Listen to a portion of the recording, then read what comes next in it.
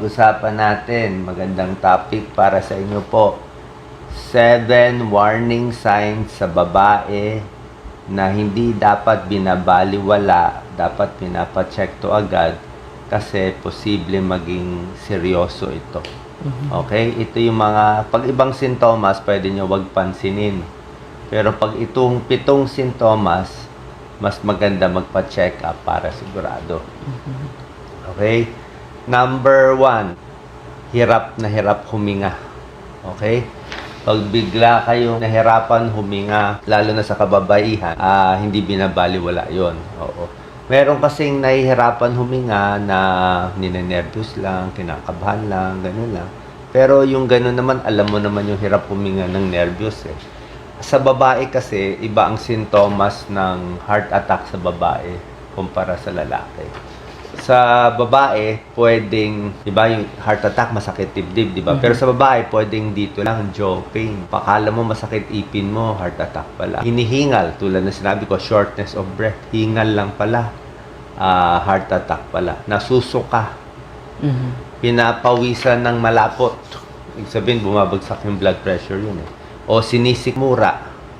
Tapos lalo na kung may hingal, pwedeng yun ang symptoms ng heart attack.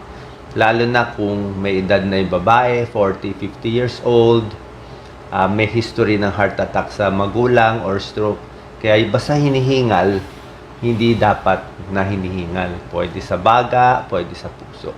Number 2, biglang namanhid. Kahit anong bagay na biglang namanhid sa muka, biglang namanhid dito, takbo agad sa emergency room. Kasi pag biglang namanhid, lagi sasabihin ng doktor baka stroke. So, biglang namanhid, biglang nabulol, biglang nalito, biglang walang makita sa mata na isa. Oo.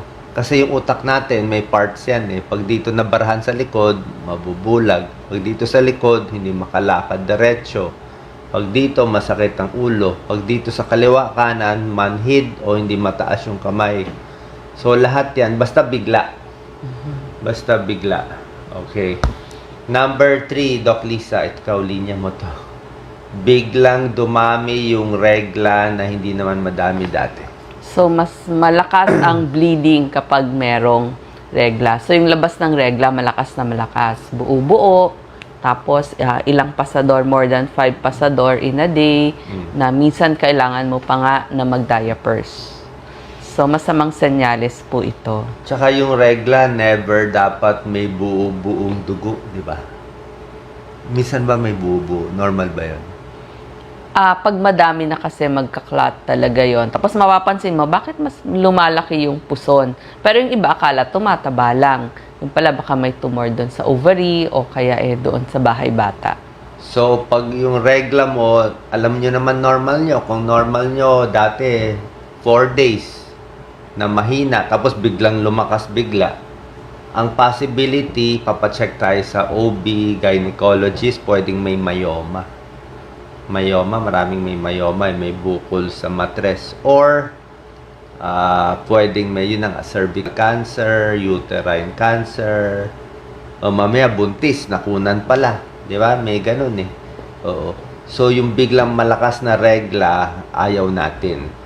Bukod sa malakas na regla, ito rin isang symptom yung abnormal na dinudugo kahit walang regla, lalo na after menopause. Idagdag lang natin, minsan masakit ang puson. Sobrang sakit din ang puson kapag panahon ng regla. Tapos yun nga yung abnormal vaginal bleeding.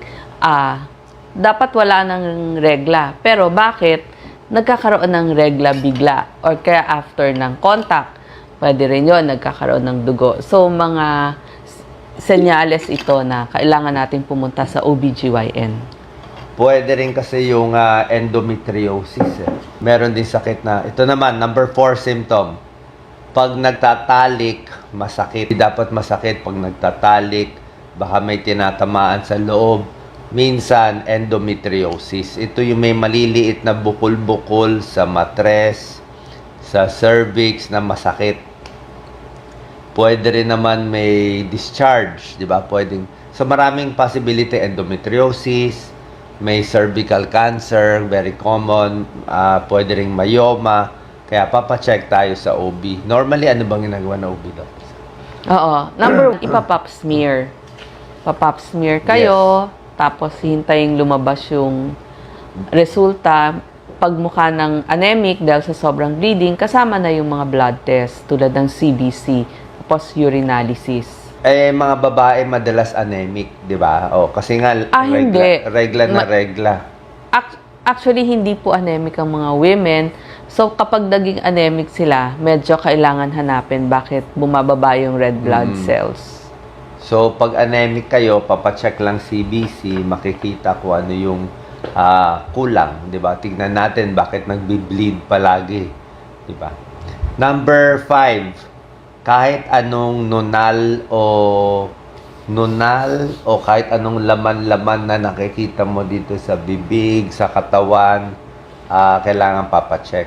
Lalo na pag nunal, iba-iba kulay, medyo maitim, medyo malaki ang itsura nung nunal. Mas malaki sa dulo ng Mongol pencil. Dapat kasing laki lang ng dulo nito. Oo, tapos biglang lumaki. Maliit lang yan. Ganyan lang dapat kalaki. Yung nunal, pwedeng mag-transform, maging cancerous bigla. Diba? Kaya habang mali pa yung nunal, tanggalin mo na lang. Diba? Para wala ng issue. Lalo na kung nagagasgas yung parte, diba? So, skin cancer possibility yon. Sa dermatologist po ang nagtatanggal ng nunal, madali lang po yun, outpatient lang, parang sinisisors lang nila. Parang binunutan lang ho kayo ng ipin. Number 6, itong symptom, hindi dapat binabaliwala. Kahit anong bukol sa suso, kahit anong discharge sa suso, sa nipple, basta may discharge, may bukol, serious sa akin within 1 to 2 weeks, dapat magpa-check agad sa surgeon. Doc Lisa. Ang pinupuntahan hong doktor ay surgeon. Mas maganda po, mas maliit pa lang, ipatanggal na. Huwag nyo na hong hintayin na sobrang laki kasi para mas maliit din ho yung peklat at mapa-biopsy. Huwag ho kayong matatakot sa mga biopsy, kailangan ho yun para malaman nyo kung cyst lang ba. Pag cyst, ibig sabihin tubig lang or laman yung nasa loob. At hindi naman tumor. So, sa breast, number 1 killer natin talaga, breast cancer. Ang Pilipino, sa lahat ng, ewan ko, baka sa lahat ng lahi, i-check nyo. Pero sa Asia, tayo number 1 sa breast cancer. 10% ng kababaihan sa Pilipinas magkakaroon ng breast cancer. Ganun kataas. 10%. Sa ibang bansa, baka 1%, 2%. So, meron ang archipelago ng Philippines na nagpapa-breast cancer. Either lahi, either pagkain, mga kinakain natin, either usok, o tingin ko, meron tayong kinakain hindi maganda. Kaya maraming may cancer dito sa atin. Kaya sabi ko, gusto ko i-check lagi yung food natin. Baka sunog, yung mga dilata, hindi natin alam yung luto. There's something there. Kaya 10% ang breast cancer in the Philippines. Tapos po, kapag malaman nyo ng maaga, ipagamot nyo po, pa-opera nyo, huwag kayong matatakot. Kasi nung nag-iikot tayo, may lumalapit sa akin, mga mister po, nalaman daw, may bukol, nakapa, or kaya may lumalabas sa suso. Lalong hindi nagpagamot, nagtago. Kasi takot daw i-biopsy. Mali po yun. Kapag maaga nalaman, mas madaling gamutin. Tsaka meron hong mga ospital, libre na operal. Kasama po sa PhilHealth din, depende kung maagang stage. Sila na po ang sasagot ng chemotherapy nyo. Alam ko hanggang 2A, parang libre po yata sa PhilHealth. So, wag ko kayong matatakot sa gastusin. Pumunta ho kayo sa pampublikong ospital o ibig sabihin yung gobyernong ospital na pinakamalapit sa lugar nyo at ipatanggal agad. Madali lang po yan. Minsan kung sinlaki lang ng holen, mas madali tanggalin. Hanggang golf ball nga, natatanggal pa outpatient So, tiyagaan nyo na ho. Wag ho kayong magtatago. Maling-mali ho yun. The earlier, ang lahat ho ng tumor, ang tanging gamot ay tanggalin po yung tumor. Kasi pag tinanggal nyo na, di wala na sa katawan nyo. Habang nasa katawan nyo yon, palaki ng palaki, kumbaga nga sa math, multiply ng multiply. Di ba ang gusto natin maggamot? Yun lang ho ang panggamot, tanggalin. Kung may matigas ang ulo na babae, na lalaki, na mister na ayaw ipa-opera, basta simple lang. Paano ba natin na-explain? Palagay natin, ako mahilig ako kumain ng mangga. May mangga tayo, gusto natin kainin. Di ba yung mangga madalas may bulok sa tabi? May itim. Di ba? So, paano mo kakainin yung mangga? Simple lang, yung itim na parte, hihiwain mo yung itim, tanggalin mo. Mamaya, may uod pa dun sa itim na yon, nabubulok pa. So, tanggalin mo yung itim para makain mo yung mangga. Ganon din sa cancer. Kahit anong cancer sa katawan, basta bukol-bukol, kung ano man yon, first step, tanggalin siya sa katawan. Pag nasa suso, wala siya nasa suso, tanggalin na yung suso. Di bali na walang suso, buhay pa yung misis mo. O, ayaw mo patanggal yung suso, parehong mamamatay, mapupunta sa libingan yung buong misis. Hindi, sasabihin ko sa'yo diretso. Oo. Pag kumalat, stage 1, stage 2, stage 3, pag nag-stage 4 na yan, yung cancer, kumalat na sa lahat. Hindi mo na matatanggal yung buong katawan ng misis. Mamatay siya. Kaya habang nandito pa lang, tanggalin na. Pag nandito, yung sa mukha niya, tanggalin na.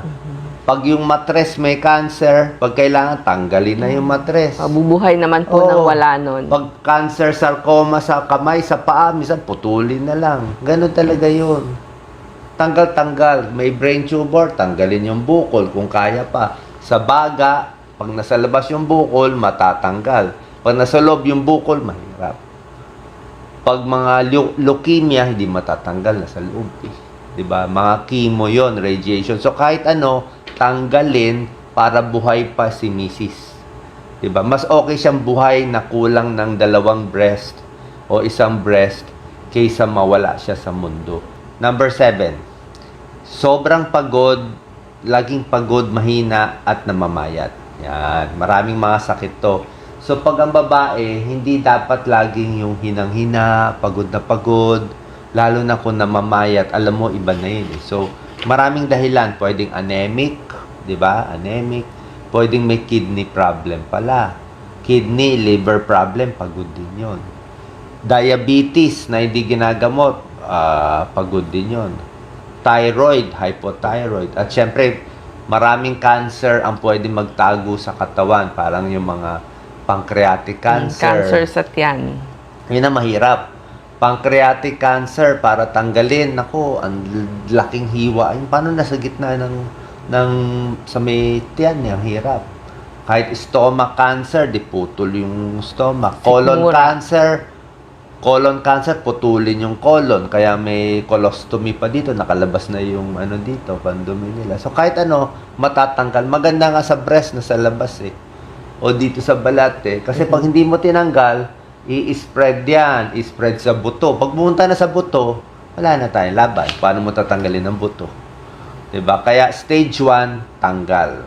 Cancer ang kalaban natin. Yan ang sumisira sa katawan natin dahil pagkain natin laging mura, siguro kung anong chemical pa.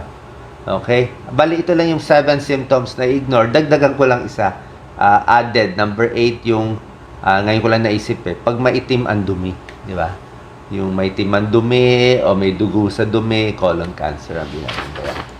Okay, Doc, isa na something? Yung iba naman, minsan, sinat-sinat, naglalagnat, sign din po yun ng baka may cancer. Yung hindi alam bakit nagsisisinat. Tingnan nyo lang yung lahi nyo. Basta may lahi kayo ng cancer sa pamilya, malaki risk na, basta nasa Pilipinas kayo, breast cancer talaga sa babae ang number 1. So, check up sa OB. Huwag matakot mag-check up sa maraming doktor. Huwag sabihin, nagpa-check up ako sabi walang kaso Hindi. Ba't mo aasa buhay mo sa isang doktor? Huwag mo iasa buhay mo sa isang doktor. Malay mo, mali yan nasabi. Di ba? Magtanong ka sa 3, 4, 5. Oo, mas marami, mas maganda hanggang makahanap ka nung tama. Ganun yun, para sure tayo. Tapos, pwede sa OB, pwede family med, internal medicine. Ang tips natin, short tips lang. Siyempre, alam nyo naman yung tips ko sa healthy food, sa kababaihan, yung sa timbang ng babae, mas maganda hindi mataba. Tama lang timbang. Tapos, sa environment, diba? Kung ano man yung usok, dumi sa paligid, sa pagkain. And number 4, ito lang nakita kong tip, parang yung safety, Doc Lisa. marami namamatay na parang hindi lang Na aksidente lang. Sa nabangga bahay. ng motor, naantok, Oo. o nahulog sa CR, ang dami, o naipit, o biglang bumagsak. So, maraming mga hindi dapat na kinamamatay. Healthy na lang, red foods. Okay? Sa mga kababayan, short tips ko lang to.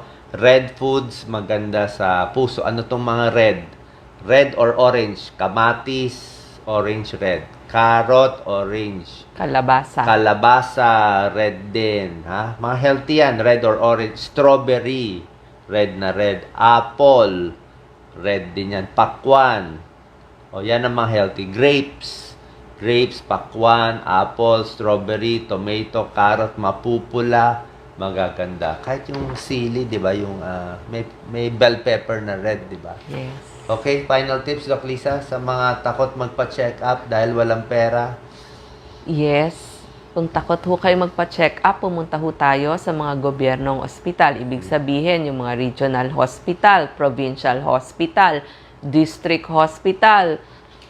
Ipagtanong nyo po kung libre doon, mag-check up ho kayo.